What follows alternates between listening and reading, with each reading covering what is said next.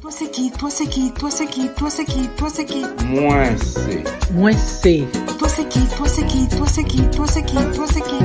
Moi c'est un artisan. Moi c'est un artiste. Moi c'est l'émission des artistes et artisans haïtiens qui passe tous les samedis soirs à 7h. Cette émission est animée par Florence Augustin. Chers amis internautes, bonsoir. Me voici de retour pour une nouvelle édition de l'émission Moi c'est. On se souvient de lui à la télévision en Haïti dans les années 80-90. On prenait plaisir à le regarder prodiguer des conseils aux chauffeurs sans se lasser. Depuis, il en a fait du chemin. Aujourd'hui, nous allons découvrir une autre facette de cet homme touche à tout. Il a beaucoup à nous dire. Il va partager avec nous le secret de sa muse. À tout à l'heure.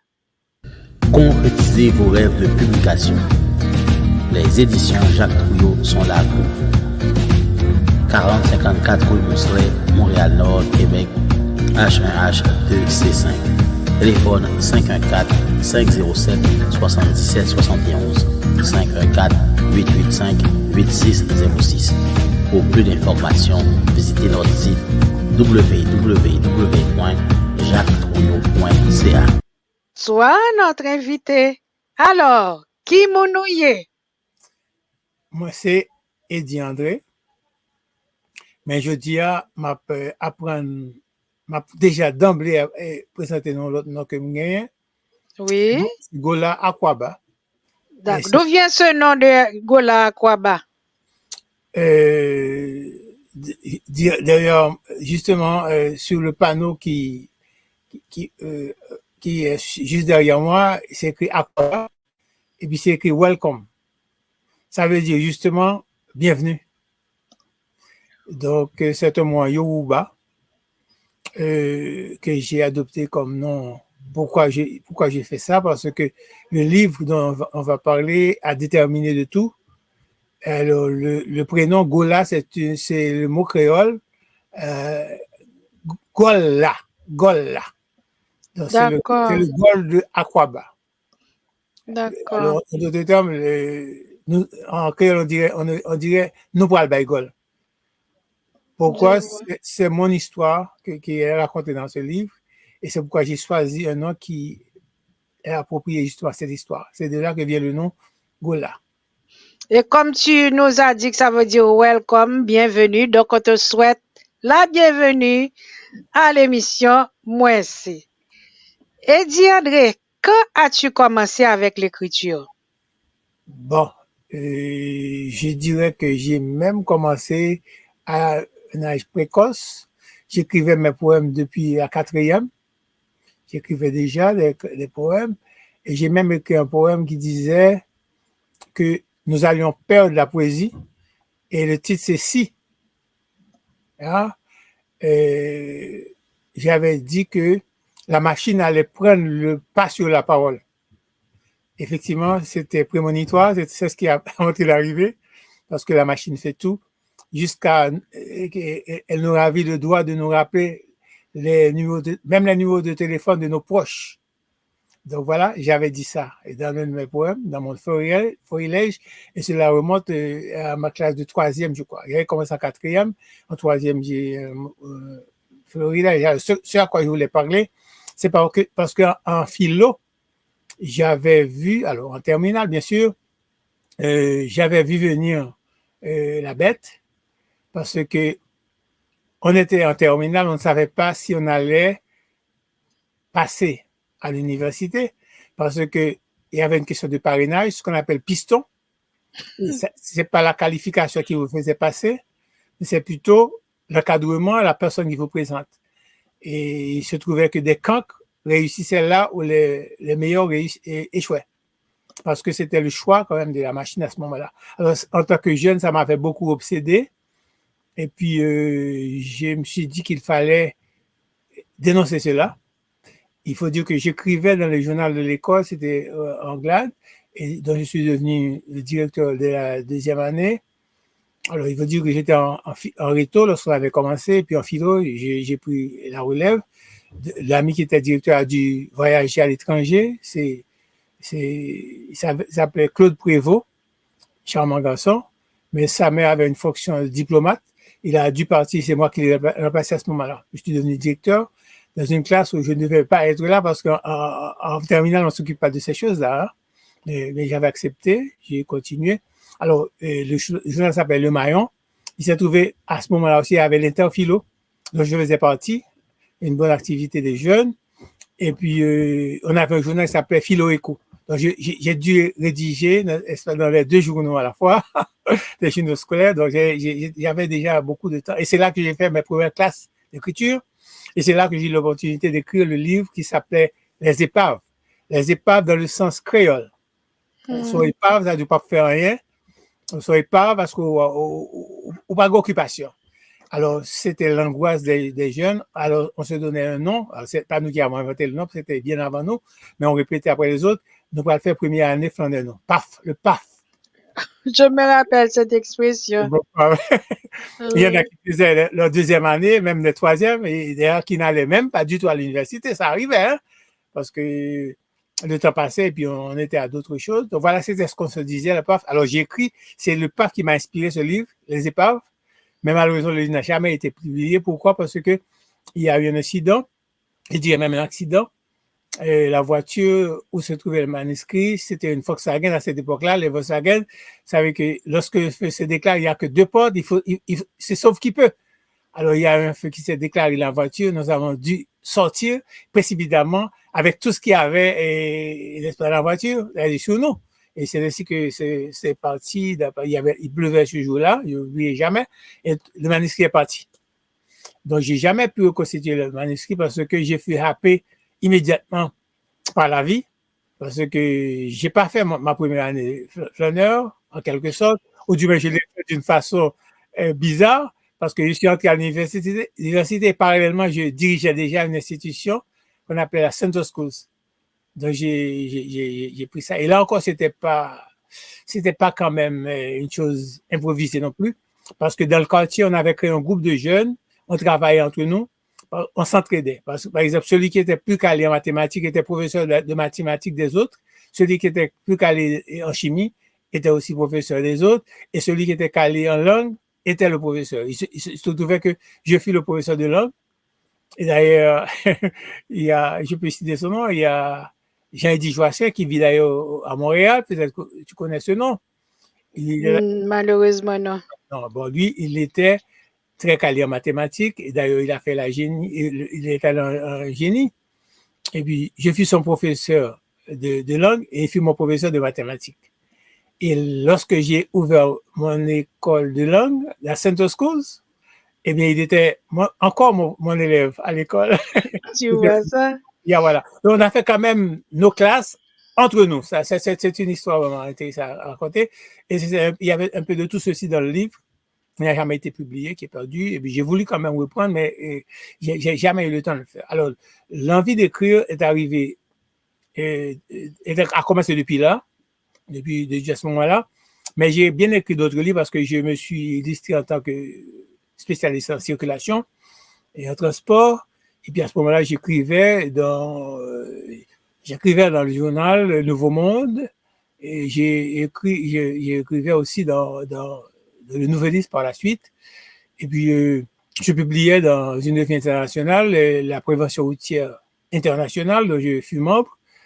Et puis, évidemment, nous avons publié pas mal de livres, dont j'ai il y a Historique de la circulation automobile, qui a été présenté en vidéo à Genève en 1991. J'ai écrit l'historique des véhicules, l'historique de l'automobile. Je vais vous présenter une copie. Pas mal de titres, donc quand même pas mal de choses que j'ai écrites à ce moment-là. Alors, il faut dire que j'ai écrit aussi un livre sur le transport, à savoir que le rôle du transport dans le développement, qui a été publié en petit cercle, parce que tous ces livres ont été publiés, mais pas à grand tirage quand même. Parce que le problème, c'est que, alors, je vais quand même faire une boutade, on dit que les Noirs malheureusement, peut-être c'est le fruit de la colonisation. Si on veut lui cacher quelque chose, il faut écrire ça dans un livre. Moi, c'est un camouflet. C'est un camouflet. Mais en d'autres termes, c'est une sorte de caricature pour montrer que ces Noirs, en général, n'aiment pas lire. Donc, ça a un peu freiné mon élan parce que j'ai écrit pour un petit cercle et je me suis jamais trop soucié à faire un grand tirage parce que de crainte d'être déçu, c'est-à-dire si les gens ne lisent pas, etc., pourquoi écrire, etc. J'ai quand même écrit, mais j'ai jamais diffusé à plus grande échelle. Alors, je me rappelle la première personne qui m'a conforté dans ça, c'est que j'avais écrit un livre, Le Code de la route, l'autoguide d'Haïti entre-temps, qu'on utilisait à l'école, et dans l'auto-école, bien sûr, et puis qui a eu le plus grand succès, parce que c'est le livre qui a eu le plus d'unités à être vendu. Mais là encore, c'est parce que nous avons une clientèle captive. La clientèle captive, c'est-à-dire c'est quelqu'un qui est obligé de passer par là, donc ça justifiait que ça se vend à beaucoup. Alors, lorsque j'ai entendu Franck Etienne, notre grand Franck Etienne, dire un jour que si on arrive à écouler 1000 unités, on peut considérer ça comme un best-seller. Alors là, je me suis conforté et dit, mais je fais partie des best-sellers aussi. Hein? Félicitations. Mais tu ne nous as pas dit ta formation en tant qu'écrivain. Ou est-ce que tu as appris à écrire? Bon, c'est très bien. C'est une bonne question. Alors, il faut dire, si je peux parler de quand même, j'ai quand même pas fait le parcours de ma carrière, de ce qu'on appelle académique. Mais quand même, je peux dire que non, j'ai pas appris à écrire, mais j'ai lu le livre de Daniel Laferrière et que j'ai lu, que j'ai dévoré entre deux aéroports, bien sûr, entre Port-au-Prince et New York. Et j'ai dévoré. Pourquoi? Parce que c'était assez intéressant, très cocasse. Il a une façon d'écrire aussi. Il avait dit une chose, dès qu'on sait lire, on est déjà écrivain. C'est un peu audacieux quand même. Je trouve ça, mais je le suis à la lettre et j'ai vu tout ce qu'il disait, c'était mon histoire qu'il racontait en quelque sorte. Pourquoi? Parce qu'il dit que on a une idée en tête, on dort avec, et si on n'écrit pas ça le soir même, on lit ça le lendemain. Je faisais ça constamment. Je me réveillais, j'écrivais, etc. Et je reprenais ça le lendemain. Il a dit ça dans le livre. Il a dit aussi, le livre, c'est une façon d'entrer dans la vie privée de l'autre, etc. Il disait qu'il avait un tas d'amis. Il dit, comment il a pu connaître tous ces gens-là? Je me suis rendu compte, il disait parce qu'il lisait leurs livres. Donc, Borges, tous ces-là, c'était des amis, etc. C'est un cocasse. Et puis, il disait aussi que écrire, c'est-à-dire que lorsqu'on écrit, il faut déjà avoir d'autres titres en tête. C'est-à-dire, avant d'écrire, on a déjà le titre du prochain livre, ça, on va écrire, etc. J'ai vu que tout ce qu'il disait là, je l'ai expérimenté moi-même sans être allé à aucune école. C'était encore mon histoire. Donc, je suis un écrivain improvisé, on dirait. Mais je dois dire que dès la classe de Réto, j'avais mon professeur de français, Madame Louture. Elle a pris l'école antillaise à Pétionville, tu connais, elle était mon professeur, elle a dit que, elle avait prédit que je serais ce que je suis devenu. Elle l'avait dit, hein, à l'école. Tu vois ça, hein? Elle l'avait dit, elle avait montré que je serais entrepreneur, j'écrirais, etc. Voilà. Donc, c'est un peu ça mon histoire. Et puis, comme je dis, j'ai commencé avec seulement l'école. Et puis, j'ai continué. Bon, j'ai créé mon école, etc.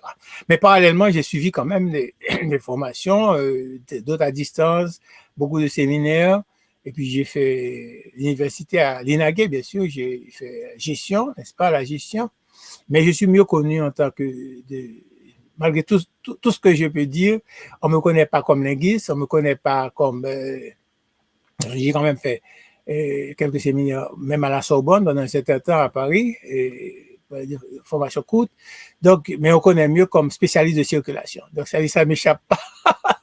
Je suis allé une fois au Cap-Haïtien et la personne, alors, il faut dire que j'ai fait la télé, mais je ne paraissais, je suis pas ce qu'on appelle un inco même, quelqu'un qu'on voit chaque jour, non.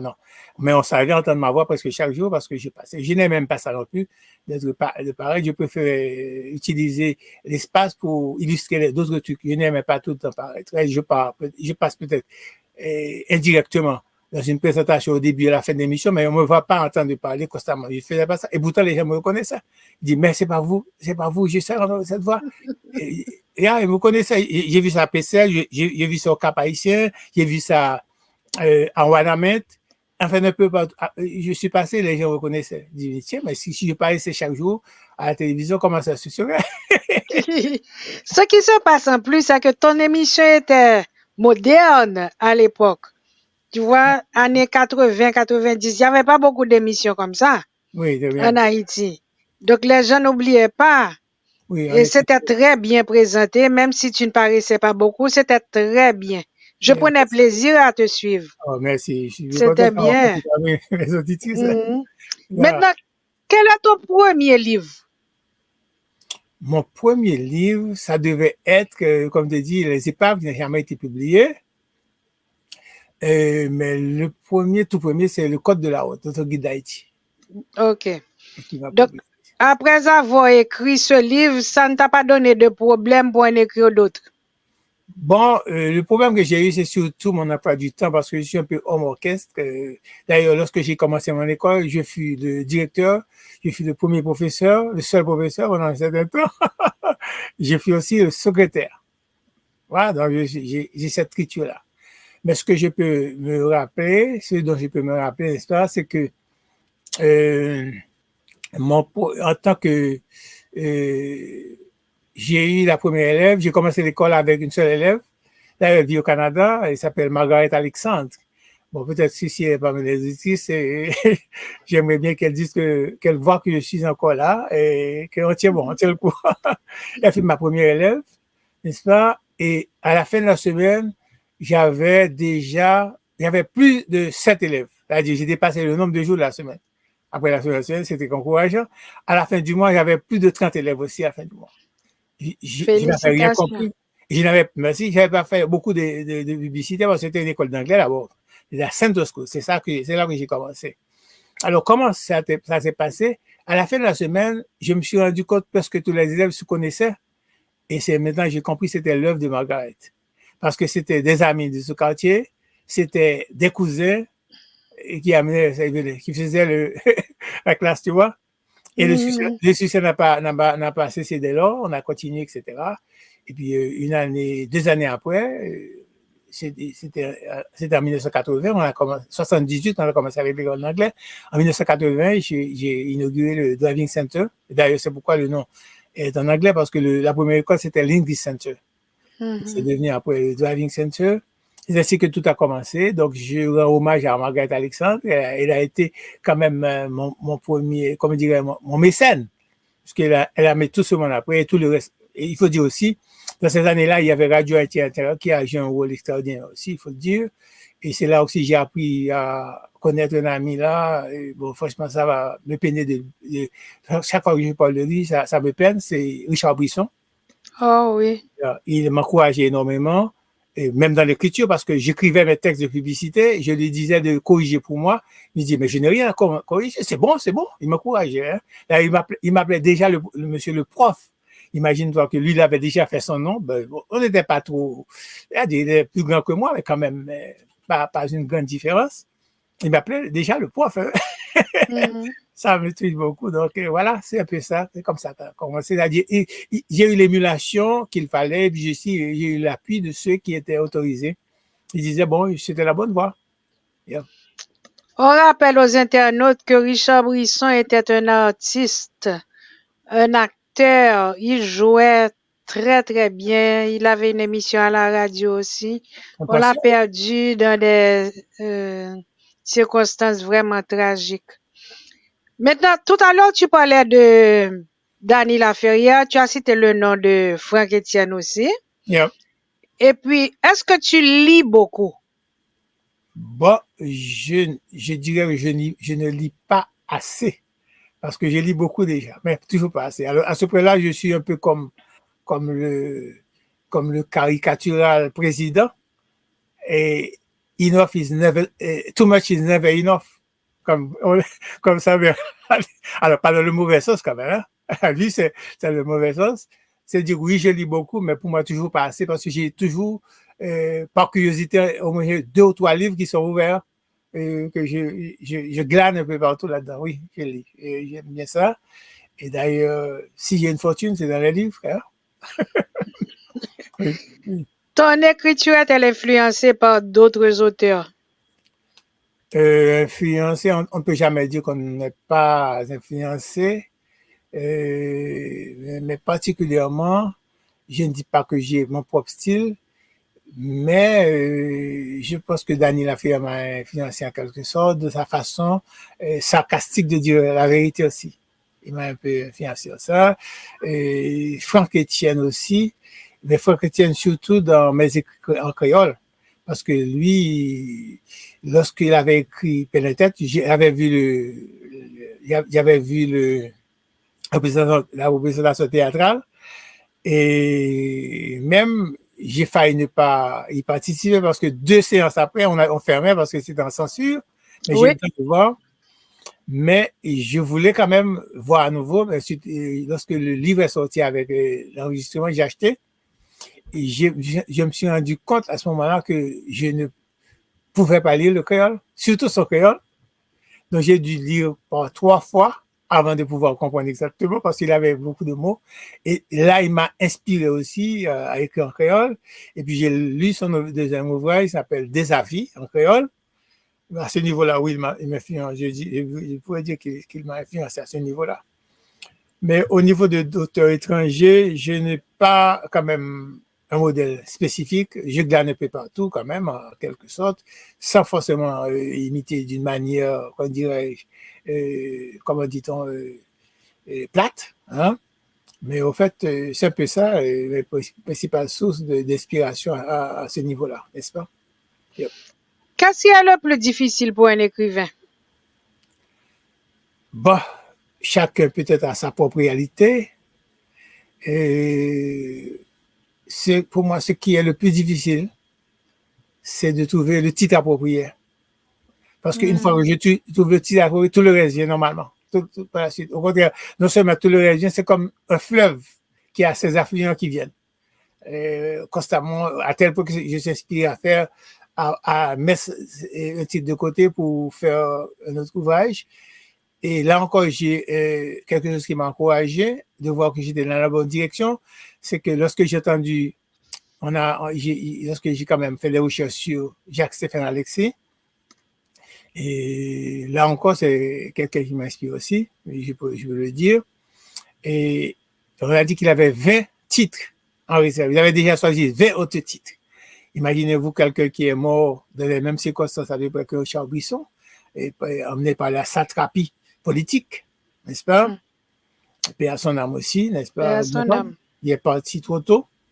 Et j'ai dit, bon, là, j'étais dans la bonne direction parce que je pensais que c'était moi seulement. Il avait 20 titres en tiroir qu'il avait déjà, qu'il avait pu expliquer. C'est un peu ce parcours-là, cette expérience-là que j'ai faite, à ce niveau-là, que je découvre que ce qui est difficile, c'est de choisir le titre, évidemment. Par exemple, j'ai un nouveau, on parlera peut-être à la fin de l'émission, j'ai un autre ouvrage, j'ai pu mettre 8 titres et 5 titres, en fait, avant de me fixer sur un titre définitif. Donc, pour moi, c'est le titre. À partir du titre, on est un peu centré. On sait où il faut qu'il. Il faut dire aussi que j'ai une formation atypique et je l'assume. Atypique parce qu'en 1985, je fus celui qui a rappelé en quelque sorte. Bon, je ne sais pas si c'est moi seulement qui avait ça en tête, mais je fus le premier quand même à le populariser parce que je jouissais quand même une certaine, comment dirais-je, d'une certaine caméra, parce que en tant que jeune, les caméras étaient un peu fixées sur moi et je profitais quand même de certaines choses, dont j'ai parlé de Anténor Ferrer, un grand maître.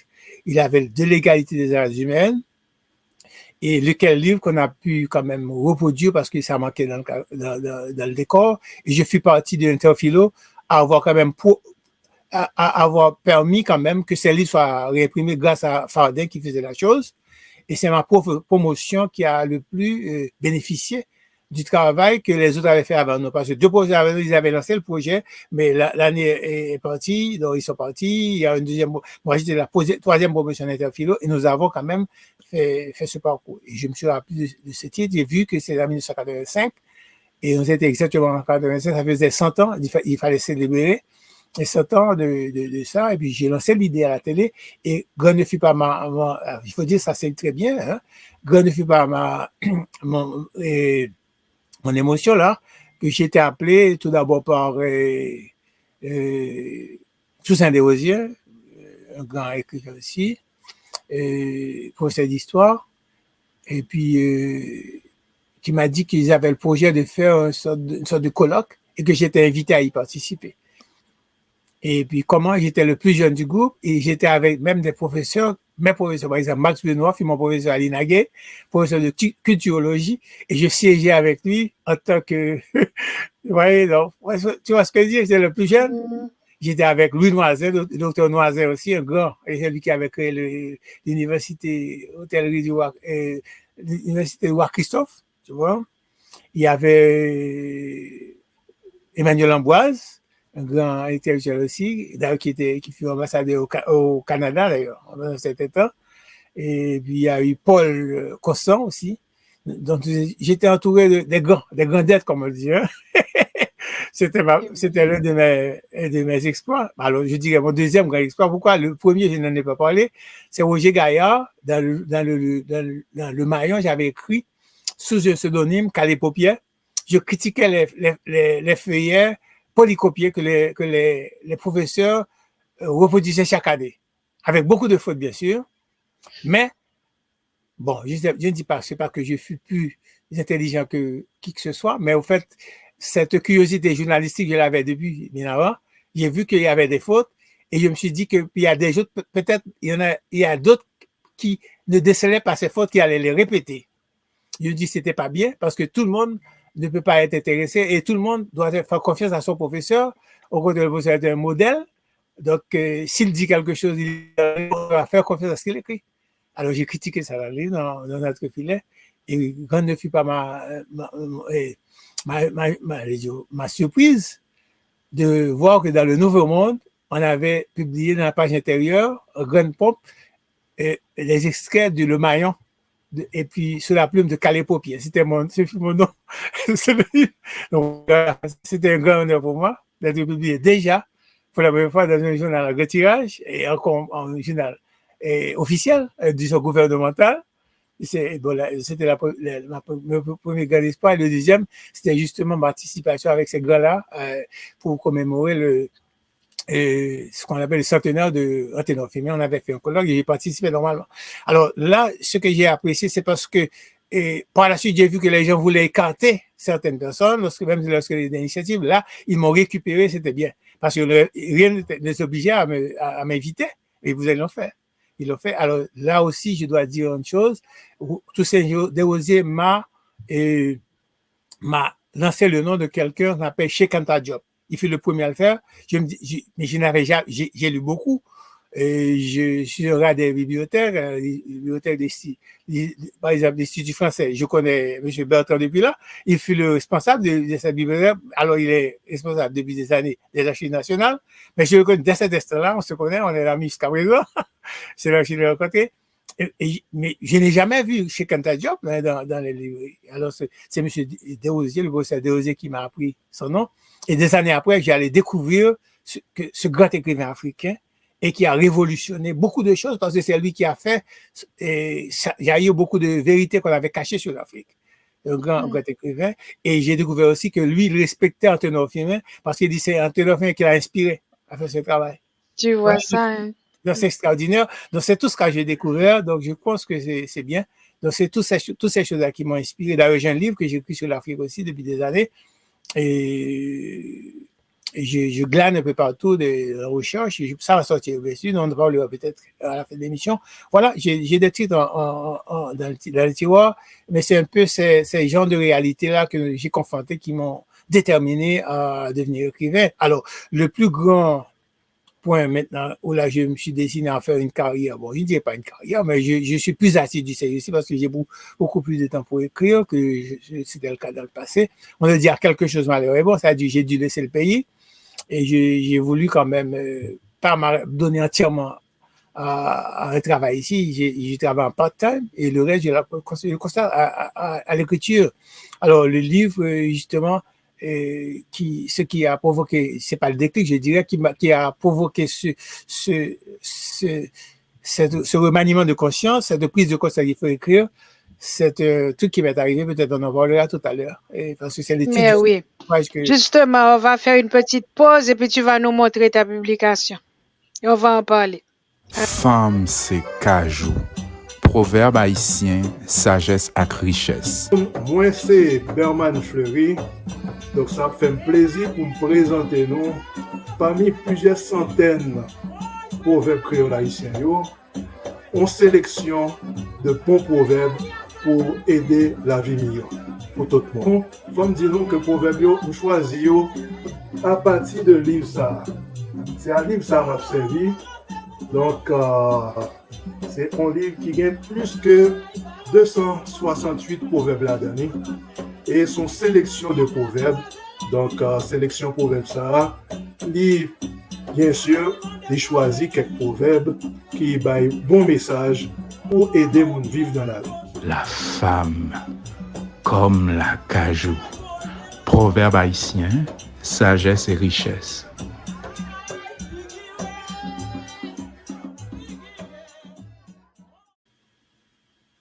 Merci, Eddie André. Chers amis internautes, nous sommes avec Eddie André, un touche-à-tout, comme j'ai dit dans mon introduction tout à l'heure. Il nous raconte des choses vraiment intéressantes. Donc, partagez avec vos amis. Et je trouve personnellement que son parcours est très bien. Il motive. Il est une source d'inspiration pour les jeunes qui se cherchent. Donc, si vous voulez faire quelque chose, vous voulez réaliser quelque chose, vous avez ici un modèle de la personne d'Eddie André.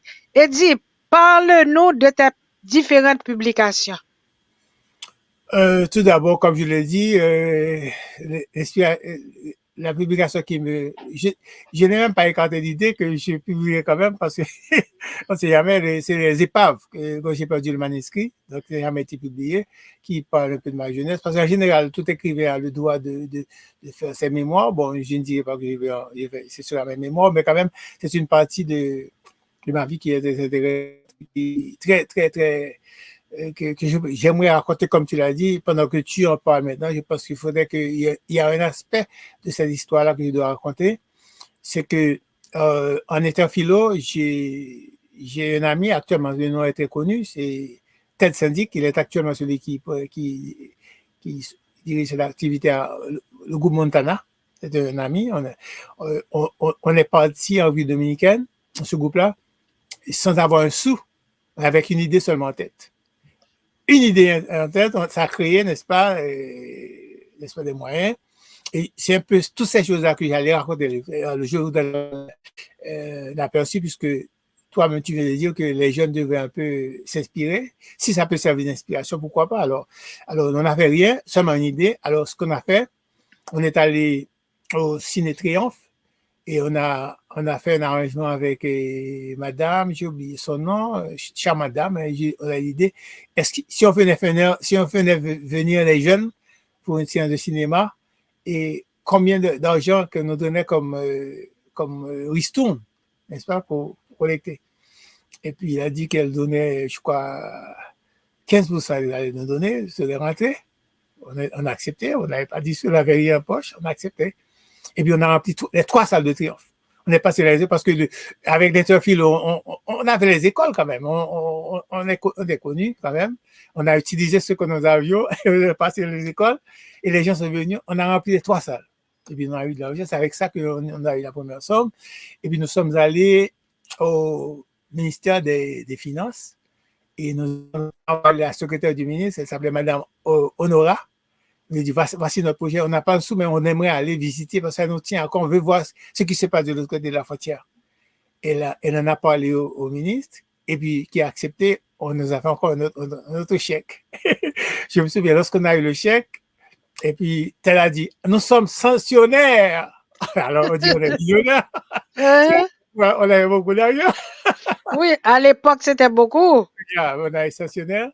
Donc, c'est avec cette somme-là qu'on a pu s'organiser. On a fait la collecte qu'on a fait avec le cinéma, et puis avec ce chèque-là, et puis on est allé à une agence de voyage, c'est Ferraille tout. Il a expliqué ça, et puis il a dit, bon, d'accord, il va faire les arrangements. Bon, il avait tous les arrangements. Le seul problème qu'il y a, c'est que nous n'avions pas encore de moyens de locomotion pour y aller. N'est-ce pas? Mais lui, il s'occupait aussi des activités pour le collège Marianne, les bonnes sœurs qui devaient partir. Aussi, il dit, il va voir s'il peut arranger ça avec les sœurs pour voir si on pourrait donner des roues libres, hein, comme nous le disons. Et puis, une fois, de l'autre côté de la frontière, on pouvait prendre un autobus et aller à Santo Domingo. Mais les sœurs étaient très réticentes parce que tu connais l'histoire. 5 jeunes gars parmi toutes ces jolies jeunes filles. Bien sûr. Mais on était amis avec quelques-unes, par exemple, Claude Constant, par exemple, était un ami. Et puis, je lui ai parlé, il dit, ça ne va pas marcher, non? Il dit, mais on va essayer quand même. On va essayer. Bon, là, finalement, ça a marché. Ça a marché. Bon, je ne sais pas. Et la sœur supérieure s'appelait Ancy André. Je ne sais pas si elle était apparentée, je ne sais pas, mais il se trouve qu'elle s'appelait André. Hein? Bon, en tout cas, ça a marché. J'ai accepté l'idée. Il fallait voir aussi, cette idée va être décisive parce que l'autobus a pris panne de l'autre côté de la frontière. Oh! Donc, imagine-toi, nous devions les laisser à Imani, mais maintenant, on est obligé nous sommes là aux consolations maintenant. Tu vois ça? Nous sommes là aux consolations, donc on a voyagé et dans un camion affrété, camion de transport et de fret, c'est-à-dire sans couverture, et pas pour les passagers. C'est ça qu'on a envoyé pour aller jusqu'à Barahona. C'est de Barahona qu'on a pris un autre autobus. Donc maintenant, notre personne était, nous étions les bienvenus.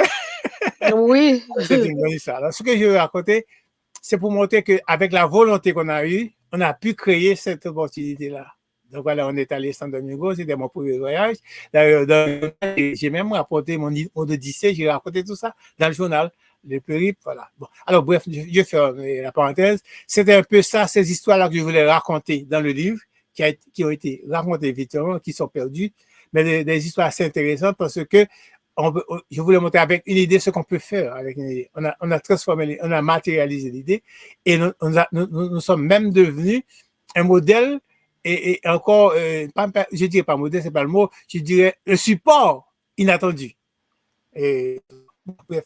Alors, mon premier ouvrage, comme j'ai dit, c'est lorsque j'ai fait l'auto-école, le Driving Center, j'ai compris quand même qu'il fallait un ouvrage. Mais un code de la route, c'est un instrument international. D'ailleurs, c'est l'un des plus codes internationaux les plus actifs qui soit, parce que bon, maintenant, c'est comme si j'ai fait un cours de conduite, mais avec du service, comme on le dit. Mais il y avait, et on avait vu que si on n'avait pas fait un code de la route international, que les gens allaient parler différents, il y avait différents codes, il fallait unifier ça. Donc, lorsque j'ai pris l'initiative de faire ce code, je savais tout ce qu'il fallait faire là-dessus. Mais je voulais pas faire un code moi-même, personnellement. J'ai voulu faire plutôt un code avec un groupe de professeurs. Et il se trouve que les aînés qui avaient commencé le code, parce que je ne suis pas le premier, et il y avait l'autre qui s'appelle le SuperDrive. Il y a formé par le feu l'ingénieur Yves Auguste et feu Eddy Saint-Pierre. Alors, lui, paix à son âme, bon, il est mon homonyme aussi. Lui, il s'est opposé catégoriquement, il ne voulait pas. Il a dit, faisons un code et puis nous allons utiliser le même code dans toutes les écoles. Il ne voulait pas de ça. Et puis finalement, lorsque j'ai vu qu'il ne voulait pas, et puis bon, c'est en 1983, je suis rentré chez moi, j'ai commencé à écrire mon code de la route. Et avec le cours, etc. Et il se trouvait que le livre est sorti en 1984 et j'ai eu le temps d'aller en France. J'ai fait un stage au ministère des Transports en France, à l'unité expérimentale de Montlhéry, et à Secacadousso aussi. Et puis, alors à ce moment-là, j'ai pu publier en 1984, et donc ce fut mon premier ouvrage qui est sorti avec beaucoup de succès. Oui, donc, je me dis que c'est mon ouvrage majeur, n'est-ce pas? Mais par la suite, j'ai publié d'autres choses, surtout j'ai participé à beaucoup de séminaires, beaucoup de colloques, avec le World Transport, je suis devenu membre de la prévention routière internationale. J'ai fait l'International Road Federation. J'ai pu inscrire Haïti comme membre. Donc, bon, pas mal de choses. À toutes ces occasions-là, je publiais. Finalement, je suis devenu rédacteur pour la prévention routière internationale. J'ai plusieurs articles que j'ai publiés avec eux aussi. Autant dire que ce que j'ai découvert avec beaucoup d'amertume, c'est que Haïti est en avance. Nous étions en avance sur tous les autres pays de la Caraïbe à ce moment-là. Parce que la République dominicaine n'était pas partie, la Jamaïque n'était pas là-dedans, et la Jamaïque est venue un peu après, bien avant la République dominicaine. Nous étions déjà en avance à ce moment-là. Parce qu'ils n'étaient pas là à ces colloques-là. Et Haïti était là grâce à nous. Donc, c'est triste. Alors, j'ai entendu des interviews comme je fais actuellement avec toi, des gens qui avaient pris des choses pour Haïti depuis les années 30, les années 20, Haïti, qui disaient la même chose que j'ai dit actuellement. Yeah, oui, ils ont dit que Haïti était déjà là, avant beaucoup de monde, et puis, obviously, les autres ont pris la relève, et voilà, c'est comme si on n'y était pas. Donc, voilà. Mais André, oui. Oui, vas-y, tu disais quelque chose. Oui, alors, c'était un peu ça parce que l'histoire était longue, donc je dois raccourcir.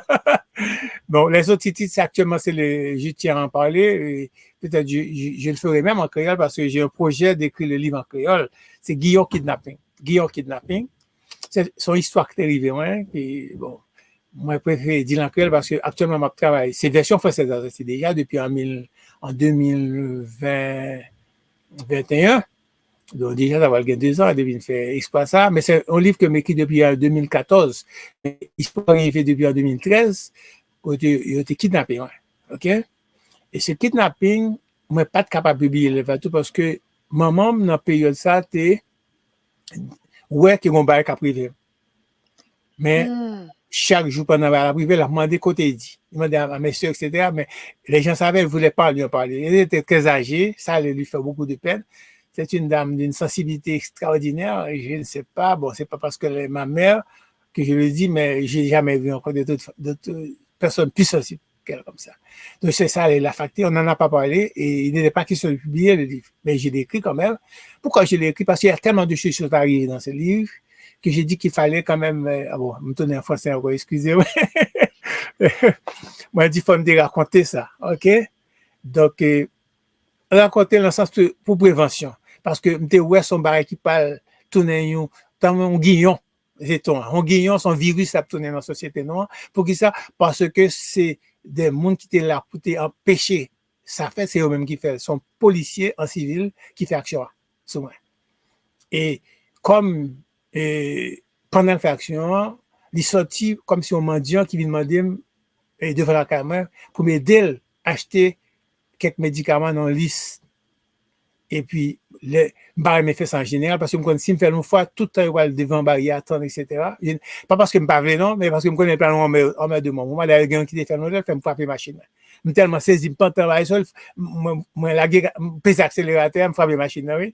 C'est l'accident le plus bête qui me soit arrivé. Parce que, je pas être direct, elle me saisit, et puis, m'accélère la machine, il me frappe l'autre bord là, oui. Donc, je n'aime pas ça, mais, par contre, ça qui est passé, ça me dit, monsieur, oui. Et puis, voilà. L'heure qu'on y a sorti, c'est les amener à leçon. Mais ma chance pour lui, ça va me pas. Et c'est le premier élément qui fait m'écrire là, parce que je ne sais pas comment ça passe. Il y a un bourrasse qui vient. Un bourrasse, un gros vent. Il brasse papier, même fait papier qui n'a même volé. Fait qui dans la rue, poussière. Et puis, c'est là, ça me touche bien, même monsieur le revolver. Finalement. Mais comme tout ça, il y était 2 contre moi parce que c'était un motocyclette qui devait venir pour t'enlever, ouais. Dans goumé avec eux, c'est bon, je viens céder parce que j'aime céder parce que quand machine qui vient séparer nous, les machines c'est des poids 10 sous les braques les encore. Donc voilà, c'est ainsi que quoi. Mais le problème qui vient gagner un de qui plus grave, c'est livre là me commencer à raconter déjà oui. Mais en tout cas, me le camper après ça, faut bon aperçu. Eh bien, livre là, imagine la police vient, il dit qu'on kidnapping qu'a fait en voir devant la caméra. Et la police paraît, il dit côté kidnapping là. Et puis monsieur rallon 4 dans poche, il dit c'est policier lui. Vous entendez? OK? Me saisi. Et puis mais il y a une dame qui est parmi les dames, il dit où sont les policiers? Nous quand on est dans zone là parce qu'on est policier, nous pas au courant, on fait activité même sous et pour pas en uniforme. et puis mon l'autre qui te pied monsieur pap Hmm. et puis ici sonne pas les billes ça me geta comprendre non c'est eh bien est-ce qu'on est converti kidnapping en arrestation Ouais. donc c'est là ça me dit non ça faut me raconter bon pas dire plus parce que grand pile bail qui passait encore dans le livre là donc c'est histoire ça me raconter et là moi le fait comme ça alors ça fait je dis à moi témoin me parler comme ça c'est parce que c'est bonne action aussi vraiment c'est parce que il est assez connu parce que là arrivé à l'hôpital parce que finalement il fait me passer un jour pas venir à l'hôpital tension montée mes hauteur toute condition thérapie me dépasser si me raconter ça livre là et puis c'est 24 heures après aussi voyez dans l'hôpital et l'hôpital dernier problème vient et docteur de service son ancien élément dans David Saint-Elier qui le service qui connaît moi donc tout côté passe avec lui connaît moi donc vinn mêler avec c'est ça que finalement me passer 5 jours en détention surveillé grâce à mon élève à l'hôpital il n'est pas capable il pas mettre dans position comme si même détenu normal même mais j'étais en arrestation. Donc, il a fallu, il faut me faire avocat venir, patati, patata, etc. Même juge qui papier, t'es complice. Alors, c'est pourquoi. Quelle aventure! Au bout de ce livre-là, pas poté non, moi. Mon pseudonyme, Goula Korba, c'est là, ça me dit non. Parce que, moi, pas citer nos pièces, mon tout là-dedans. Chaque gon sobriquet, mais chaque gon non drôle, non indiqué activité, en fait. C'est le bon, c'est le mauvais. C'est un peu ça le livre, tu vois, j'ai écrit. Il est sorti en 2021. Bon, malheureusement, notre mère nous a laissé. Père à son âme. Merci. Donc, pas de directeur empêché écrit livre là. Sauf peut-être la Pérez. En tout cas, bon, on prend un coup à deux bras, même pas si dans pièce même. Donc, si on connaît à fâché, c'est au même cas dénoncer de tout. Donc, le livre s'appelle Guillaume Kidnapping. Et puis, version que là, tout bien pour le sortir. On a fait une version audio tout, d'ailleurs, moi, tout ça. Et ma pas envisagé ici même de café radio diffuser le parce que c'est un bail pour tout le monde connaît et son histoire pas dit son belle histoire son laide histoire que lui mais quand même on capable tirer le son de lui et donc ça version que l'appelé Guillaume Kidnapping you mal sec et comme ça moi et a confession que et anglais tout a confession espagnol à la longue parce que moi bon, allemand, bon, ça, sûrement, de me faire, c'est sûr de me faire, mais là, tu parce que maîtriser la mieux, parce que j'ai une raison pour faire ça. Alors, peut-être, bon, ça, c'est pas moi qui ai décidé. Montre-nous la couverture de tes autres livres, là. Faut me montrer écrit un kidnapping là avant, peut-être. Mais oui. Kidnapping. Oui, on remarque. Vous remarquez le ballon football là? On remarque le dessin. Oui. On a dit, on m'a raconté qui ça fait ballon football, pour qui ça le football là? Parce que kidnapping a fait un jour match football tout. On m'a raconté ça dans le livre là. C'était match Haïti-Espagne qui était déterminant pour suite de l'activité. Donc, ça va raconter. Alors, ça, c'est le dernier livre qui est en livre. Nous gagnons un livre quand même que m'a fait reçu depuis des années tout. Environ une dizaine d'années, c'est mais il m'a écrit d'abord en créole directement. Première version en créole, fait de bonne foi pour ça tout. Parce que son histoire pour tout haïtien d'accord, parce que vous connaissez, ça les République dominicaine vous connaissent très mal. Justement, un révélateur qui passé là, qui me déjà voulu expliquer dans le livre là, mais il pouvait dans ça qui passe actuellement là, fait canal là. Parce que m'était dénoncé la guerre. Même Jean actuellement Albinader, c'est même philosophie. C'est décrier Haïti, c'est détenir Haïti, ici au mauvais aspect. C'était que vous livrez la isla à Dreves, c'est-à-dire l'île à l'envers. Il est à tête en bas. Donc, initialement, je voulais traduire le livre là, je me dis non, si je traduis, il y a deux problèmes. Il y a dit, il n'y a pas de droit pour me traduire, il faut que je droit d'auteur faire. Et puis, je me dis, bon, même si je ne peux pas dire ça, c'est publicité m'a fait à Idélio. Je me dis, plutôt, me font un livre qui critiquait ça le faire. Parce que j'ai découvert dans le livre-là que monsieur imitait un pile Jean Passmas, que l'honorait d'ailleurs, il reconnaît Passmas, mais il est un peu servi à idée Passmas contre Passmas.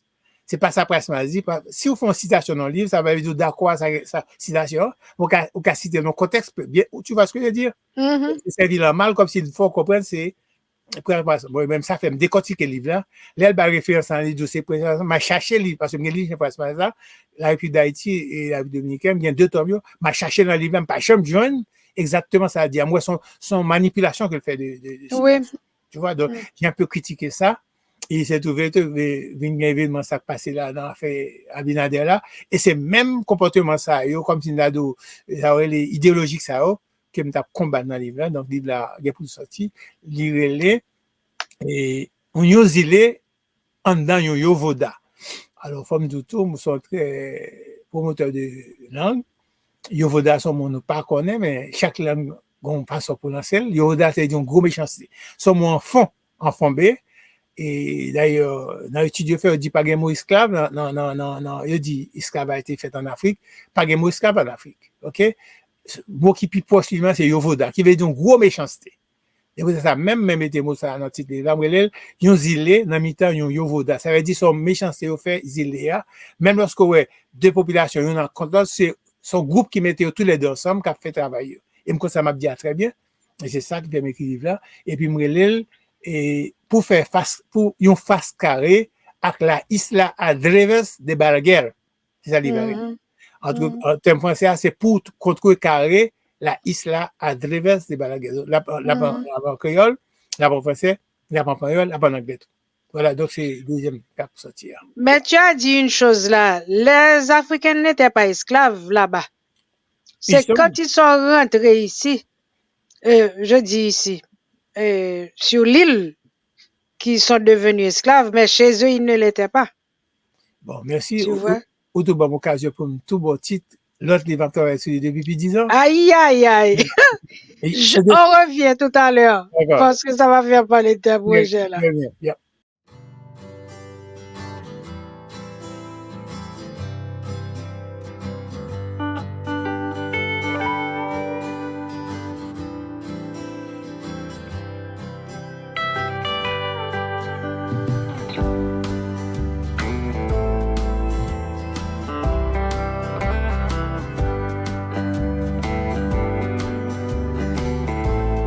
Nous sommes des gens passionnés des beautés que la nature nous offre, des parfums, des couleurs et de la splendeur des éléments avec lesquels nous travaillons au quotidien.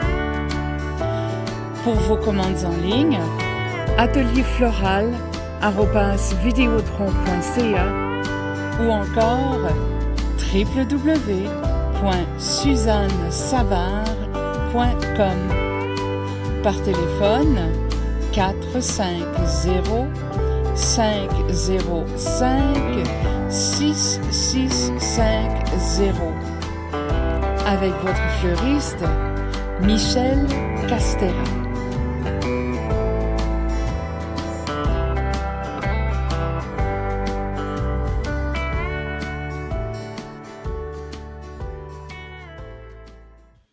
Chers amis internautes, nous sommes avec Eddie André. Il nous a fait des révélations sur des faits vécus. Je vous invite à partager cette entrevue avec vos amis. Il faut en parler parce que parfois on se tait, on ne dit rien et les gens ne savent pas ce qui se passe. Eddie, justement, parle-nous de tes projets. Justement, tu as piqué du doigt le projet. Au contraire, j'aurais dû en parler avant, mais en général, je suis un peu comme ça. Donc, l'inspiration des gens me porte là où ça me porte, c'est très bien. Donc, mais c'est le livre sur lequel j'ai travaillé. Comment? Parce qu'après le tremblement de terre, j'ai travaillé sur un livre qu'on appelle le SOS. Il n'a pas été publié en entier, je le présente, voilà.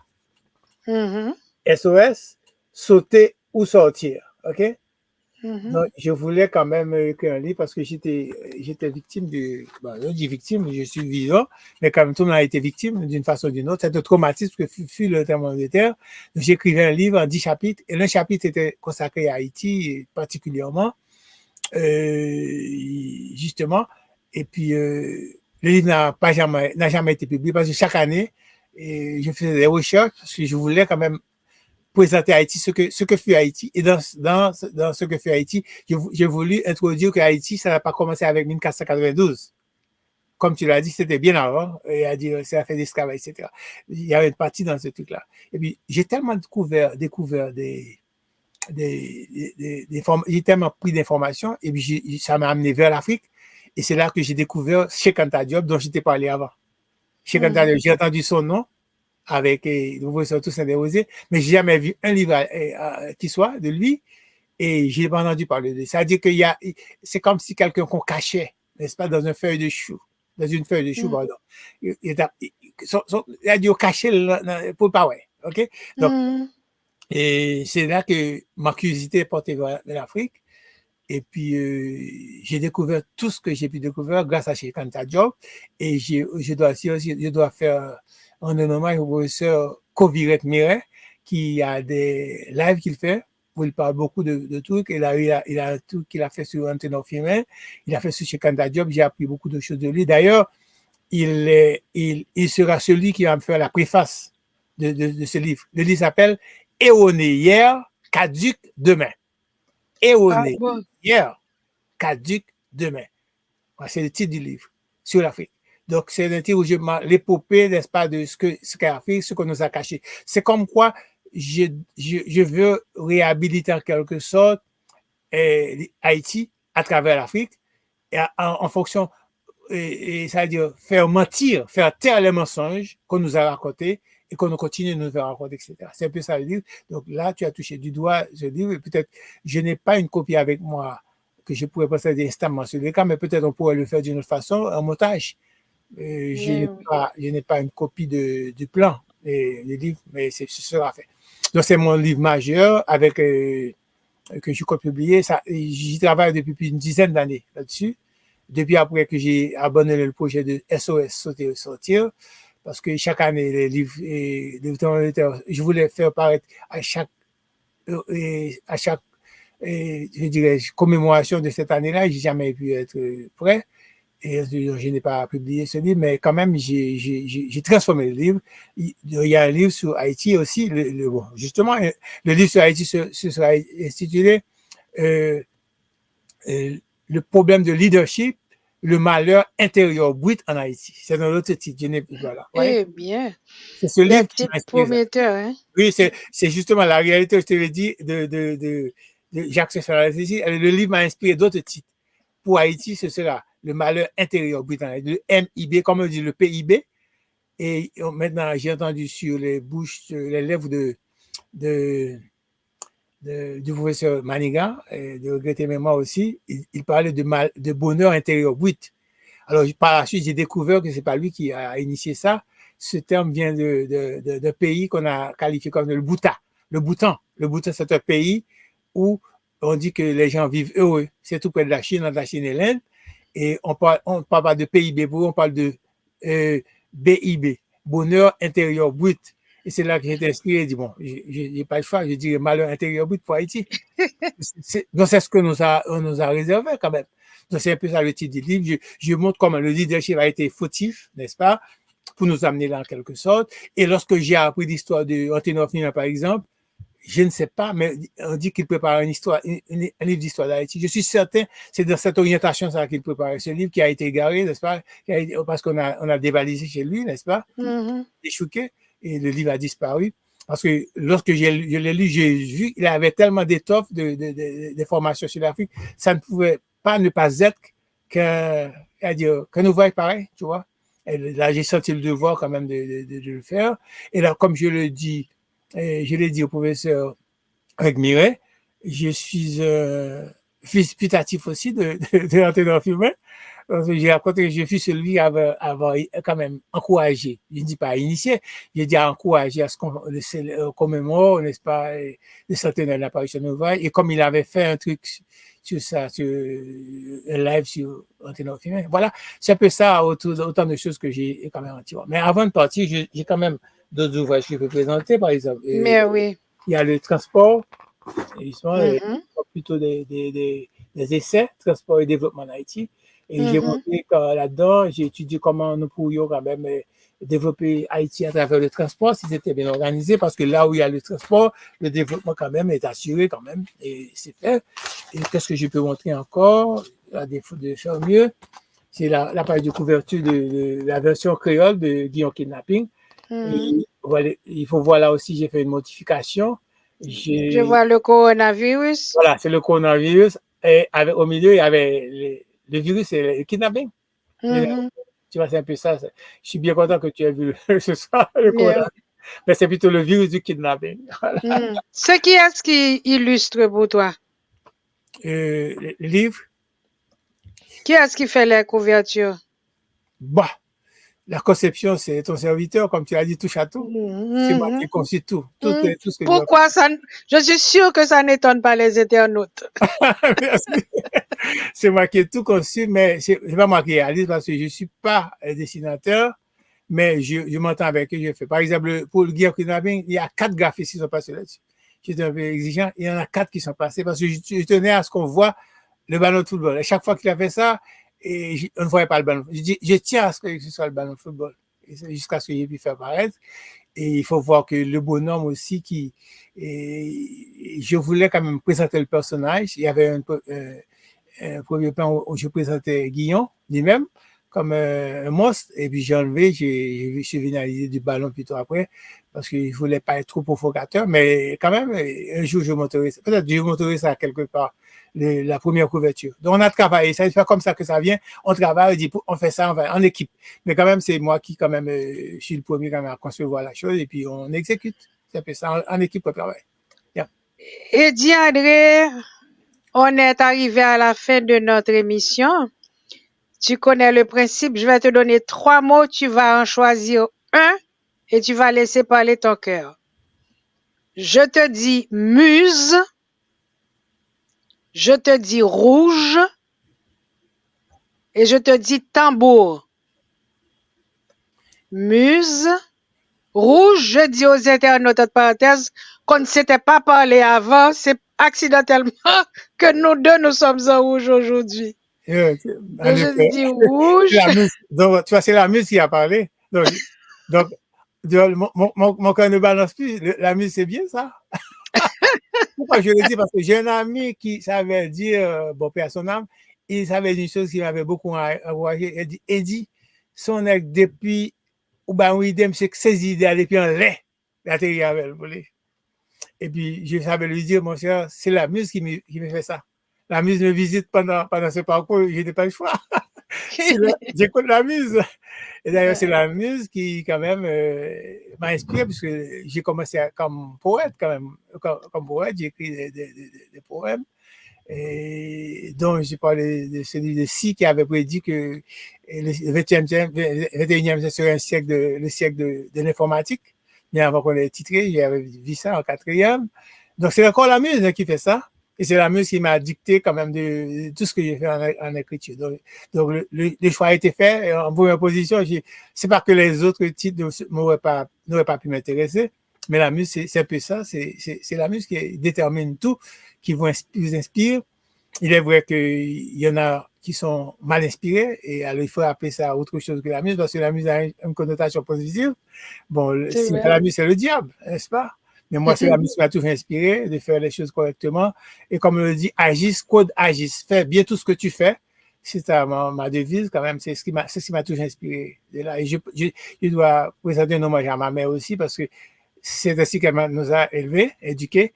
On voit toujours l'autre et on se met à la disposition, n'est-ce pas, de sa société, de sa population. C'est elle qui nous a dicté ça. Et je lui dois cette fière chandelle, n'est-ce pas? Et d'ailleurs, même lorsque la muse m'avait inspiré le livre, j'ai voulu garder ça dans le tiroir pour ne pas la froisser en quelque sorte. Parce qu'elle aurait vu son cadet quand même passer, alors qu'elle rêvait chaque jour, que quelque chose m'arrivait. Et j'étais justement entre les mains des ravisseurs à ce moment-là. Eh bien, Diandré, on te remercie pour ce moment de bonheur que tu nous as donné. On te souhaite du succès. Reste sur ta lancée. Continue à écouter ta muse. Alors, tu vois, la muse, quand même, j'ai raté quand même quelque chose, mais je le dis en PS, si tu permets. J'ai un autre livre que je vais pas présenter, mais je vais le présenter quand même en montage. Je travaille depuis 2014 sur un livre sur Pelé, du football. Je pense que ça devait une inspiration pour la jeunesse, en bande dessinée. Et ça, je compte faire sortir ça au mois de décembre parce que ça ramènera la première commémoration de sa disparition. J'ai voulu que ça apparaisse avant sa mort. Bon, je ne savais pas qu'il allait mourir quand même. Mais j'ai surtout voulu que ça apparaisse pendant 2014, c'était au Brésil. mais ça n'a pas pu paraître. J'ai failli oublier ça. Autant dire que la muse, quand même, je ne dis pas, ne m'a pas inspiré, mais il y avait trop de choses à dire. Allez. Donc, à bientôt. À bientôt. On attend la date de parution. Et merci de m'avoir permis de communiquer avec tes téléspectateurs et spectatrices à la fois. Fleurs Caraïbes. Hôtel, restaurant. Plus besoin de voyager pour savourer la cuisine haïtienne, ses saveurs ensoleillées dans une ambiance tropicale. Brunch tous les dimanches de 9h à 13h.